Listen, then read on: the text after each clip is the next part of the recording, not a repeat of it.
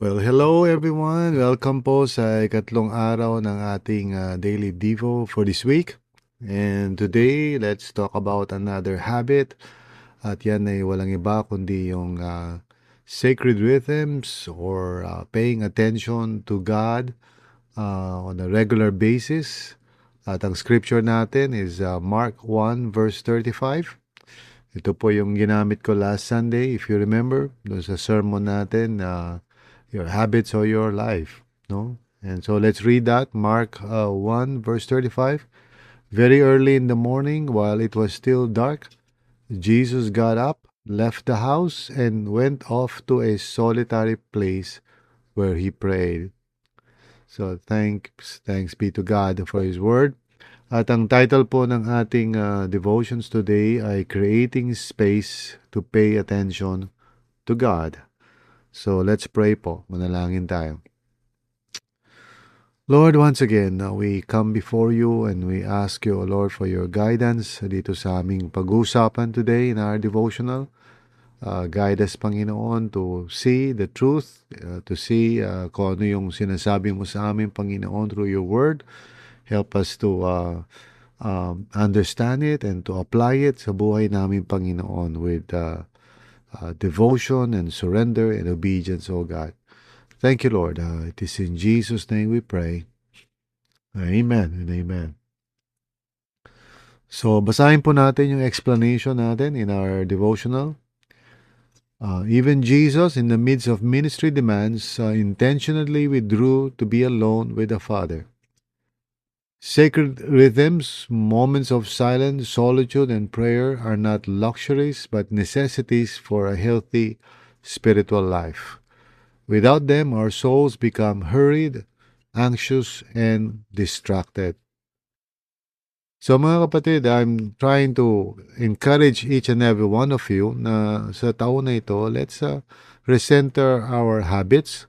And, we talked about scheduling. And today, we want to focus on our sacred rhythms. Yung mga rhythms ng buhay natin that really connects us with God. We need to pay attention to the Lord kasi if not, kung di natin bibigyan ng attention yan, it can easily be set aside and our time and energy can be filled up with so many other things. And if ever na maisip natin to spend time with God in prayer, for example, wala na tayong energy, wala nang oras. And if you remember, I talked about yung 5S, no, ng sacred rhythms natin. The first one is yung statio. So let me explain that to you once again. Yung statio po is having margins po in between our activities, learning to make time or to give time in between mga encounters natin or activities natin so that we don't live hurried lives. Most of the time kaya tayo nagiging anxious or harassed sa ating buhay is because we don't allow our souls to just catch up.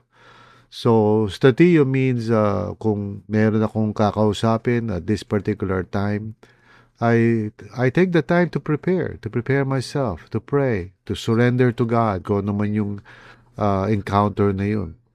And then Selah means I'm really weighing things, I'm not just letting circumstances to overwhelm me. I take the time to reflect, to weigh yung mga bagay-bagay. Yun ang ibig sabihin ng Selah, to pause, to think about the significance of things. Okay? And of course, silence means matuto tayong manahimik. Solitude means matuto tayo to set ourselves apart from other people.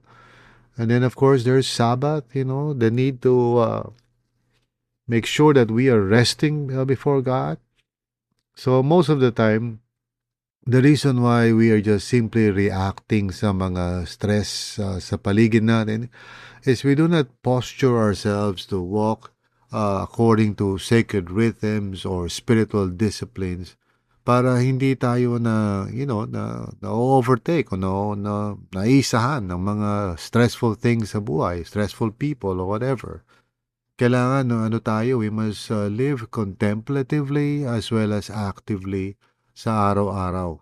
We must not become so hurried and distracted and so out of focus na ang nangyayari tuloy, we become just reactive sa mga stress triggers sa buhay natin. We must learn to just pace ourselves and live our lives in such a way na yung pace natin is sustainable. Hindi yung sige tayo na sige, busy tayo, trabaho tayo ng trabaho. Hindi na tayo nagiging careful.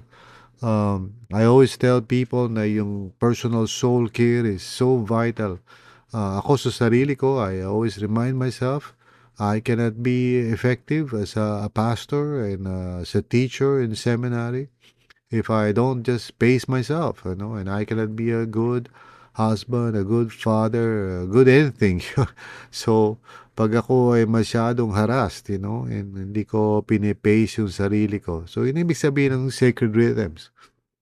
Yung developing the habit of just slowing down and letting God take the lead, in my life, allowing the Lord to just direct me, keeping in step with the Spirit. Ika nga, yun yung term na minsan ginagamit. To be Spirit-filled, to walk in the Spirit so that we don't go ahead of God. We don't run ahead from the Lord and hindi tayo nauuna at masyado tayong aligaga and worried and anxious and so forth.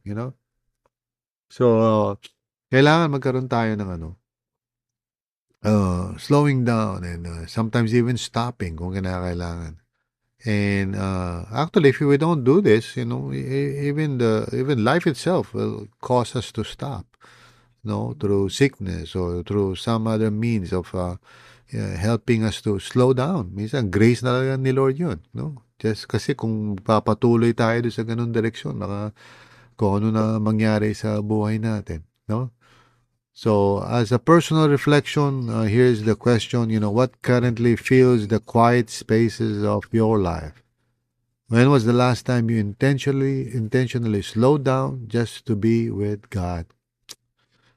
So that's a good reflection po sa ating lahat. Learn to slow down and learn to let the Lord lead you and guide you. Be filled with the Spirit, And not be so hurried. Huwag tayo gamit ng mga bagay-bagay, to just keep us parang running on fumes. Ika nga, para tayong mga robot. Okay? So as a personal application, choose one sacred rhythm to practice this week. Okay? Silence, solitude, or intentional prayer.